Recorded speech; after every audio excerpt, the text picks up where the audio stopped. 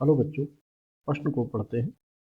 प्रश्न है, सिद्ध कीजिए एक वर्ग की भुजा पर बनाए गए समबाहु त्रिभुज का क्षेत्रफल उसी वर्ग के विकर्ण पर बनाए गए समबाहु त्रिभुज के क्षेत्रफल का आधा होता है। तो यहाँ पर इस प्रश्न को हल करना है। इसको हल करने से पहले इसके हम मुख्य अवधारणा को समझ लेंगे, फिर इसको हम हल कर लेंगे। मुख्य अवधारणा यहाँ पर इस प्रकार से है। तो यदि वर्ग है तो वर्ग का क्षेत्रफल जो होता है, यहाँ से वर्ग का क्षेत्रफल ज्ञात कर लेंगे। क्षेत्रफल बराबर भुजा गुणे भुजा, यानी भुजा का वर्ग होता है। और वर्ग दिया हो उसकी वर्ग का विकर्ण जो होता है, विकर्ण बराबर हो जाएगा, यहाँ से होता है √2 गुणे भुजा। ये वर्ग का विकर्ण होता है। और यहाँ पर हमें दिया गया है कि समबाहु त्रिभुज का क्षेत्रफल ज्ञात करना आता है। तो समबाहु त्रिभुज का जो क्षेत्रफल होगा, समबाहु त्रिभुज का क्षेत्रफल बराबर होता है वर्गमूल 3/4 और भुजा का स्क्वायर गुणा में।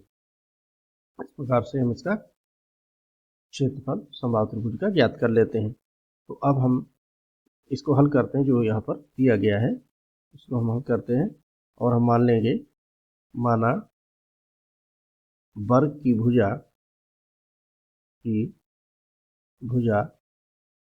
ए इकाई है। ए इकाई हमने मान ली है। तो इसकी जो भुजा पर समबाहु त्रिभुज बनाया जाएगा, तो उसकी प्रत्येक भुजा नंबर 1 ये हो जाएगी, जब वर्ग की भुजा पर समबाहु त्रिभुज बनेगा तो उसकी प्रत्येक भुजा ए होगी।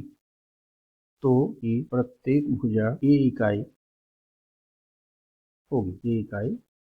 होगी।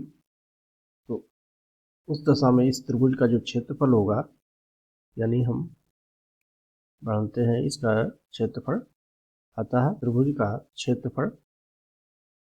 क्षेत्रफल बराबर वर्गमूल 3/4 और भुजा का वर्ग। यहाँ से जैसा कि इसमें हमें दिया है, यहाँ पर हमें स्क्वायर लिखना है। भुजा का स्क्वायर हो जाएगा और हम इसको लिख देंगे वर्गमूल 3/4 ए स्क्वायर और इकाई का वर्ग होता है। इकाई का वर्ग या वर्ग इकाई, जो इसका क्षेत्रफल हो गया जब इसकी भुजा वर्ग की भुजा के बराबर है। और दूसरा इसका पॉइंट या दूसरा बिंदु इसमें जब होगा, जब त्रिभुज वर्ग के विकर्ण पर बनेगा तो उसकी प्रत्येक भुजा बराबर हो जाएगी त्रिभुज के विकर्ण के, यानी वर्गमूल 2 गुणा ए होगी। प्रत्येक भुजा बराबर √2 ए होगी। तो इस दशा में इसका जो क्षेत्रफल होगा, ये भी समबाहु त्रिभुज होगा। समबाहु त्रिभुज का क्षेत्रफल बराबर होगा √3/4 और भुजा का स्क्वायर। तो इस दशा में √2 ए जो विकर्ण है वो भुजा हो जाता है। तो यहाँ पर हो गया वर्गमूल 3/4 और गुणे यहाँ पर 2 पे स्क्वायर, तो 2 से विभाजित हो जाएगा, 2 गुणा 4 आ जाएगा। तो यहाँ पर हम लिख सकते हैं 3/2 ए स्क्वायर इकाई का वर्ग। ये इसका क्षेत्रफल हो गया है। तो ये हुआ है हमारे पास जब त्रिभुज विकर्ण पर बनता है। तो हम देखते हैं कि यहाँ पर इसको हम जो यहाँ पर दिया है √3/2 और भुजा का स्क्वायर, और जब वर्ग की भुजा पर बनता है, वर्ग की भुजा पर बने त्रिभुज का क्षेत्रफल बराबर है √3/4 और भुजा का स्क्वायर। तो यहाँ से हम इसको देखते हैं, इसको हम यहाँ पर लिख सकते हैं 1/2 और यहाँ पर लिख देंगे √3/2 और a का स्क्वायर।